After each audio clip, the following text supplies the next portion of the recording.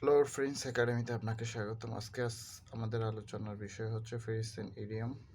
আসুন আমরা এক নজরে দেখে নিই বিভিন্ন প্রতিযোগিতামূলক পরীক্ষায় আসা কিছু গুরুত্বপূর্ণ phrase and idiom. First oneself of অর্থ হচ্ছে ভান করা বা pretend to be. Below the salt অর্থ হচ্ছে slowly. Avoid rain a fool বা বোকা। লাইক এ সিটিং ডাক অর্থ সহজ লক্ষ্যবস্তু বা ভালনারেবল।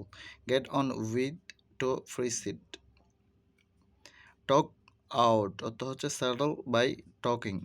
গ্রিন আই হচ্ছে জেলাস বা ঈর্ষা বা হিংসা।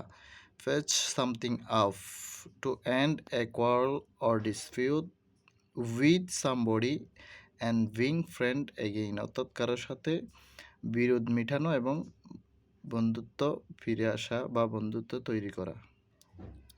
দ্য লাস্ট স্ট্র অর্থ হচ্ছে small but additional burden.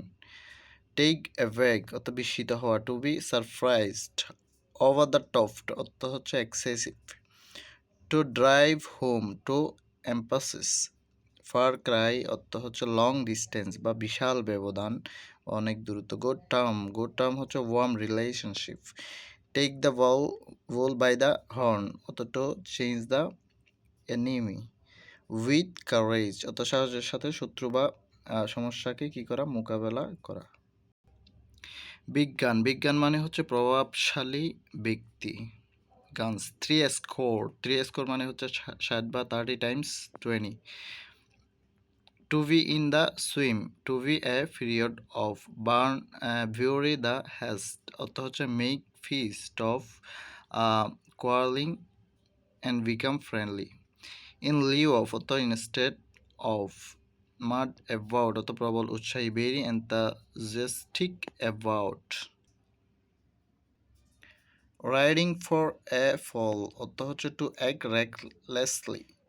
The pros and cons অর্থ হচ্ছে গুড অ্যান্ড এভিল, ভালো দিক এবং খারাপ দিক বা সব খুঁটিনাটি।